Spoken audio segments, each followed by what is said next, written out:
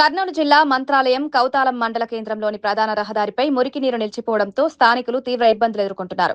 గత 2 నెలలుగా ఇదే పరిస్థితి కొనసాగుతున్నప్పటికీ పంచాయతీ అధికారులు పట్టించుకోవడం లేదని గ్రామస్తులు ఆవేదన వ్యక్తం చేస్తున్నారు. డ్రైనేజ్ కాలువలు చెత్తతో పూర్తిగా మూసుకుపోవడంతో మురికి నీరు రోడ్డుపైకొచ్చి కుంటలా మారిందన్నారు. ముఖ్యంగా మదీనా మసీద్ సమీపంలో నీరు నిలిచిపోవడంతో పరిస్థితి మరింత దారుణంగా మారిందన్నారు.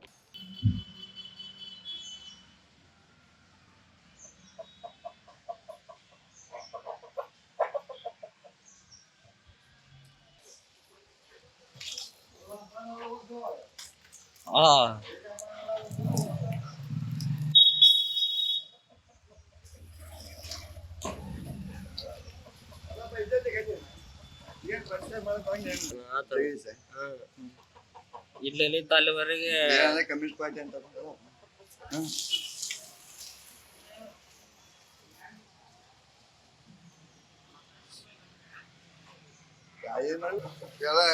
ಕಾರ್ಯಗಳು ಹೊಂಡು ತುಂಬ ತೆಗೆಯೋಣ ಕೆತ್ತಿಲ್ಲ.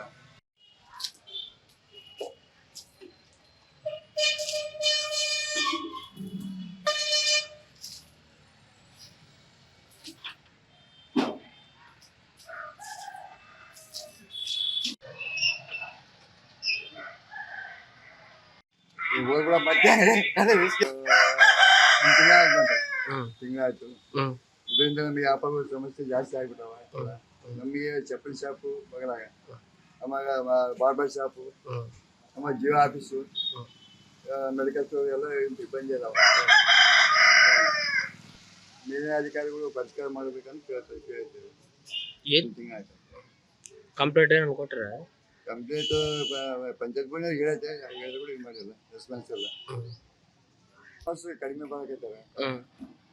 ಆವಾಗ ಹಿಂದೆ ಎಲ್ಲ ಹಾವುಗಳು ಹುಳುಗಳು ಎಲ್ಲ ಒಳಗಡೆ ಬರಕೈತವೆ ಶಾಪ್ಗಳಾಗೆಲ್ಲ. ಆದಷ್ಟು ಬೇಗ ಪರಿಷ್ಕಾರ ಮಾಡೋಣ ಅಂತ ಕೇಳ್ತೀವಿ.